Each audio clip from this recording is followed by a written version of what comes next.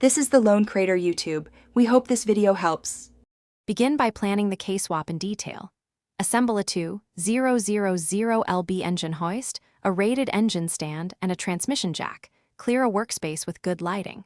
Disconnect the battery, drain coolant and oil into labeled containers, and remove the intake, exhaust manifold, and accessories. Label every connector and hose with tape and numbers, and take photos from several angles.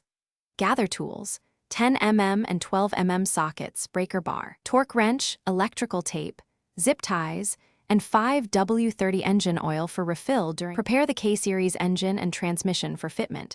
Remove unnecessary brackets and mock fit the motor to the bay to check clearance. Modify or purchase K-swap specific engine mounts and reinforce the fit subframe where necessary so mounts align without stress. Transfer the wiring harness, immobilizer, and ECU components and plan any splice or adapter circuits. Replace worn axles and clutch components, and verify driveline angles and clearance around the hood, headers, and steering rack before lifting the assembly into the car. Lift the prepped K engine with the hoist into the fit, aligning motor mounts to the prepared subframe and loosely installing all mount bolts.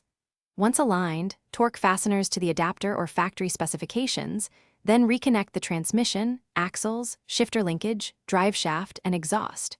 Reconnect the wiring harness and sensors, then refill the cooling system and add approximately 4.5 liters of coolant mix and 4.5 liters of 5W30 oil. Bleed the cooling system, verify all electrical connections, start the engine, inspect for leaks, and perform a.